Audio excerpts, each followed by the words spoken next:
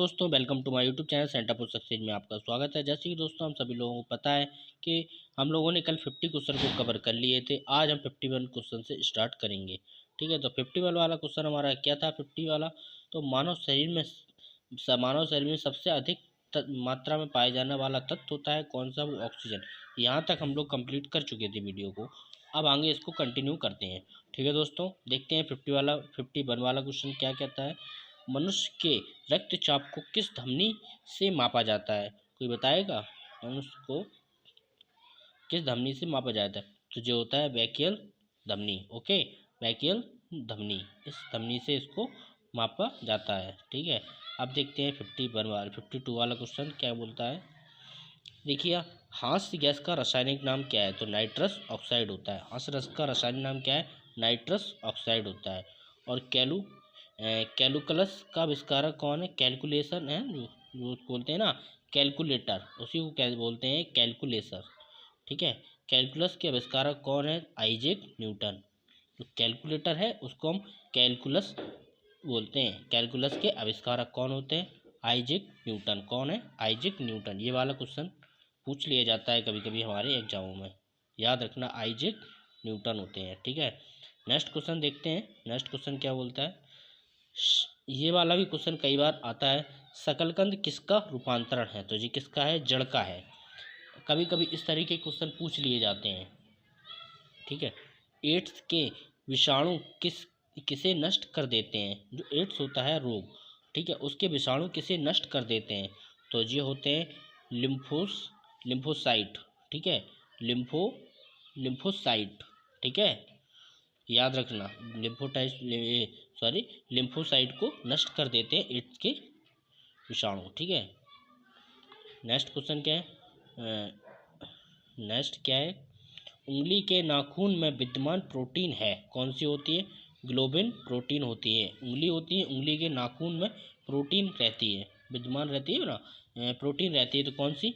Globin protein रहती है। पक्षियों को उड़ने की प्रतिक्रिया कहलाती है, क्या कहलाती है? पक्षी होते हैं वो उड़ते हैं तो उनकी क्रिया होती है, जो प्रक्रिया, उसको क्या कहते हैं? उसको ब्रेकिंग कहते हैं। ब्रेकिंग कहते हैं। क्या कहते हैं? इसको ब्रेकिंग कहते हैं। ठीक है, नेक्स्ट क्वेश्चन देखते हैं। नेक्स्ट क्वेश्चन होगा हमारा, एंजाइम के प्रोटीन भाग को क्या कहते हैं? एंजाइम के प्रोटीन भाग को क्या कहते हैं? तो जो होगा एपो एंजाइम। ठीक है, apo enzyme. Okay, next question होगा हमारा, आपत्तिकालीन हार्मोन्स कहते हैं। किस हार्मोन्स को आपत्तिकालीन हार्मोन्स कहते हैं? तो एड्रेनलिन कहते हैं। ठीक है, एड्रेनलिन कहते हैं। किस हार्मोन्स को आपत्तिकालीन हार्मोन्स कहते हैं? एड्रेनलिन हार्मोन्स कहते हैं। क्या कहते हैं? Adrenaline hormones. ठीक है, ये इस तरीके के क्वेश्चन पूछे जाते हैं, इंपॉर्टेंट क्वेश्चन होते हैं जो हमारे। ठीक है, इन क्वेश्चनों को याद करो। जो इस तरीके के क्वेश्चन होते हैं उनको थोड़ा गहराई से पढ़ा करो। ठीक है, चलिएगा नेक्स्ट क्वेश्चन देखते हैं।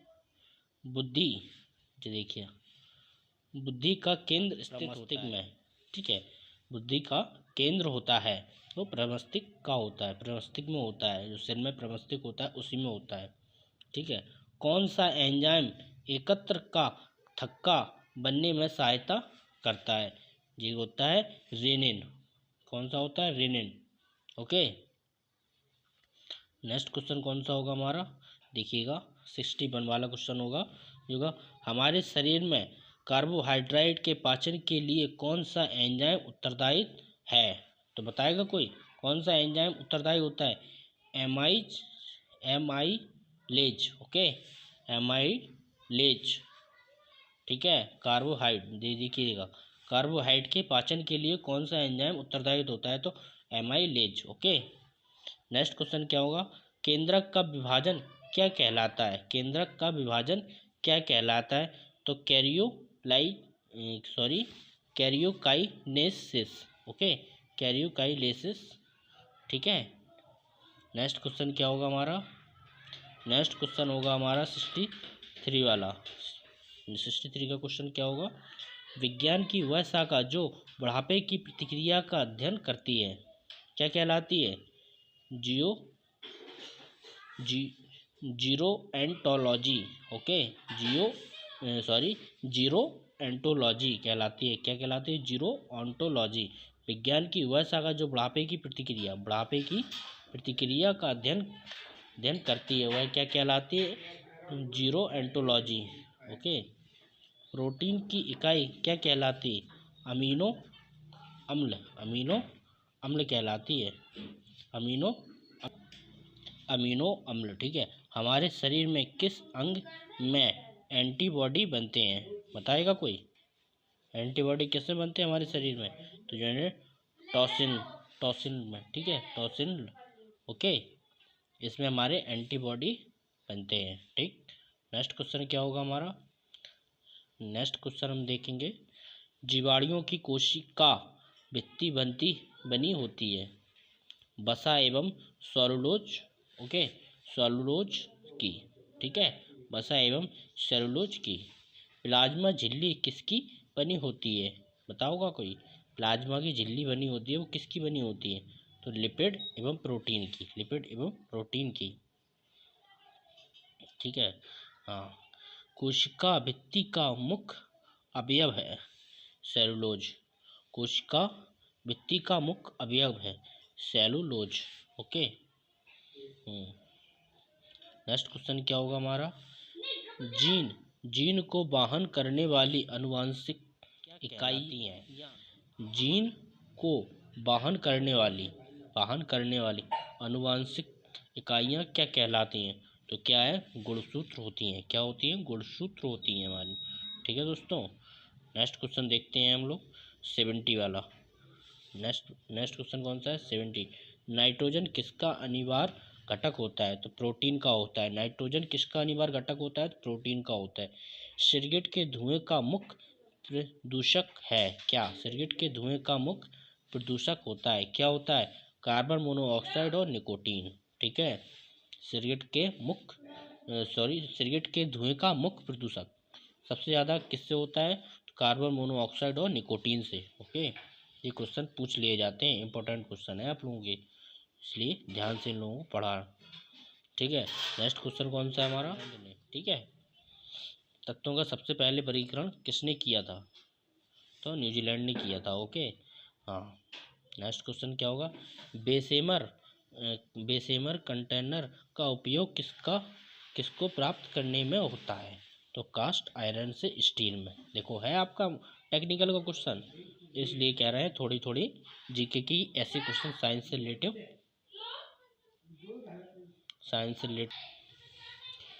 ठीक है, इस तरीके के क्वेश्चन हमारे आते रहते हैं। देखिएगा आप, हमारा साइंस का क्वेश्चन, बेसेमर कंटेनर का उपयोग किसका प्राप्त करने में होता है? तो कास्ट आयरन को प्राप्त करने में होता है, कास्ट आयरन से स्टील। ठीक है। नेक्स्ट क्वेश्चन क्या है हमारा? सभी, देखिए नेक्स्ट क्वेश्चन हमारा क्या है? सभी तेल किस कार्बनिक यौगिक के नाम से जाने जाते हैं? हाइड्रोकार्बन के नाम से जाने जाते हैं। सभी तेल किस कार्बनिक यौगिक के नाम से जाने हैं? तो हाइड्रोकार्बन के नाम से जाने जाते हैं। ठीक है।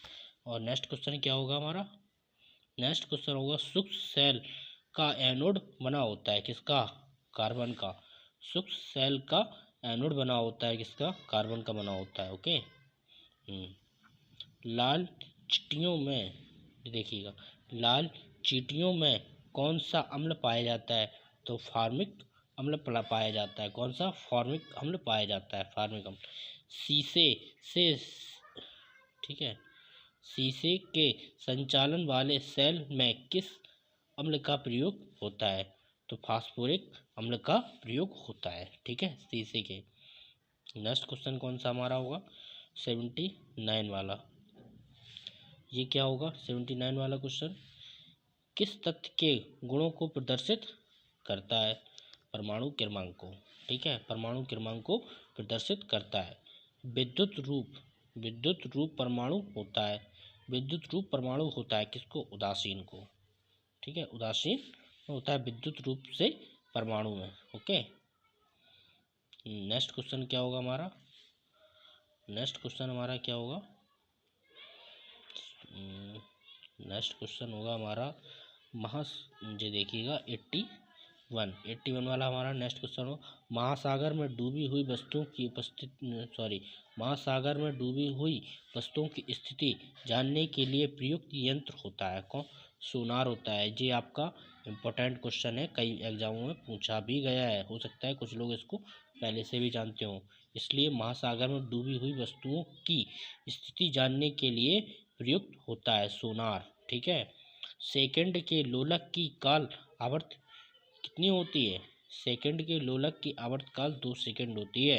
ये भी क्वेश्चन आपके कई बार एग्जाम में पूछा गया है। ठीक है। नेक्स्ट क्वेश्चन हमारा क्या होगा, वे पदार्थ जो चुंबक से कम प्रतिकर्षित होते हैं कहलाते हैं क्या? प्रतिचुंबकीय पदार्थ होते हैं, प्रतिचुंबकीय पदार्थ होते हैं। ओके। विद्युत चुंबक के क्रोड विद्युत चुंबक में क्रोड के रूप में इस्तेमाल होता है क्या? मृदु लोहा होता है, मृदु लोहा। ओके, जैसे हम माई स्टील भी कहते हैं। ठीक है। नेक्स्ट क्वेश्चन कौन सा होगा? नेक्स्ट क्वेश्चन क्या होगा? देखिएगा 85 वाला क्वेश्चन, सेल का नियम संबंधित है प्रकाश अपवर्तन से। ओके, सेल का नियम संबंधित होता है प्रकाश के अपवर्तन से। कांच में किस रंग का अपवर्तनांक सबसे कम होता है? लाल रंग का। तारों के टिमटिमाने का कारण होता है? नहीं बताएगा कोई? तारों के टिमटिमाने होने का क्या कारण होता है?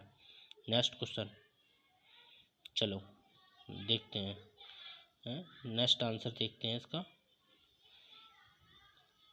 87 का कोई बताएगा? तारों के टिमटिमाने का कारण वायुमंडलीय आवर्तन होता है। धूप के चश्मे की पावर होती है, धूप के चश्मे की पावर होती है क्या? Zero dioptre. ठीक है। चश्मे का नाप कैसे? डायोप्टर से लेते हैं। ठीक है, वही दिया है इसमें। ठीक, धूप के चश्मे की पावर होती है जीरो डायोप्टर से। ओके, नेक्स्ट क्वेश्चन देखेंगे, मलेरिया का दूसरा नाम बताओ। बताएगा कोई? मलेरिया का दूसरा नाम निकट दृष्टि दोष होता है। मलेरिया का निकट दृष्टि दोष होता है मलेरिया का दूसरा नाम। ठीक है। टूटी हड्डियों को जोड़ने के लिए किसका प्रयोग किया जाता है? प्लास्टर ऑफ पेरिस का, प्लास्टर ऑफ पेरिस का किया जाता है। ओके, प्लास्टर ऑफ पेरिस का। नेक्स्ट क्वेश्चन क्या होगा? नेक्स्ट क्वेश्चन हमारा उत्तेजना के समय कौन सा हार्मोन अधिक मात्रा में उत्सर्जित होता है? एड्रेनलिन। Okay, adrenaline. उत्तेजना के समय कौन सा हार्मोन अधिक मात्रा में उत्सर्जित होता है? तो एड्रेनलिन। ठीक है।